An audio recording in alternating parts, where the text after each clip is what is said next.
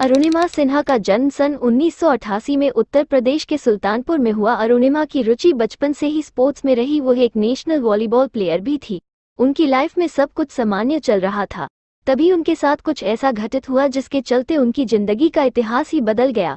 क्या थी वो घटना जिसके चलते उन्होंने नए कीर्तिमान रच दिए, आइए जानते हैं।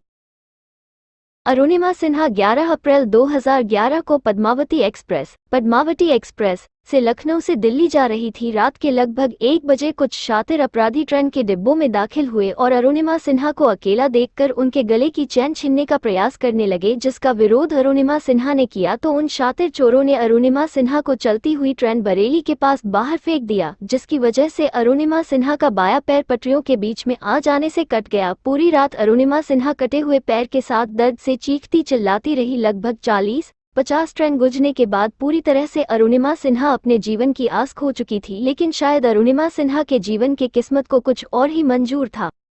फिर लोगों को इस घटना के पता चलने के बाद इन्हें न्यू दिल्ली के एम्स में भर्ती कराया गया, जहां अरुणिमा सिन्हा अपने जिंदगी और मौत से लगभग 4 महीने तक लड़ती रही और जिंदगी और मौत के जंग में अरुणिमा सिन्हा की जीत हुई और फिर अरुणिमा सिन्हा के बाएं पैर को कृत्रिम पैर के सहारे जोड़ दिया गया। अरुणिमा सिन्हा के इस हालत को देखकर डॉक्टर भी हार मान चुके थे और उन्हें आराम करने की सलाह दे रहे थे, जबकि परिवार वाले और रिश्तेदारों की नज़र में अब अरुणिमा सिन्हा कमजोर और विकलांग हो चुकी थी। लेकिन अरुणिमा सिन्हा ने अपने हौसलों में कोई कमी नहीं आने दी और किसी के आगे खुद को बेबस और लाचार घोषित नहीं करना चाहती थी।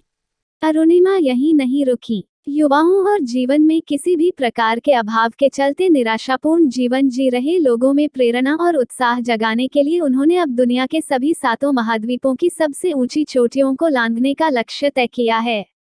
इस क्रम में वे अब तक अफ्रीका की किलिमंजारो और यूरोप की एल्ब्रुस चोटी माउंट एल्ब्रस पर तिरंगा लहरा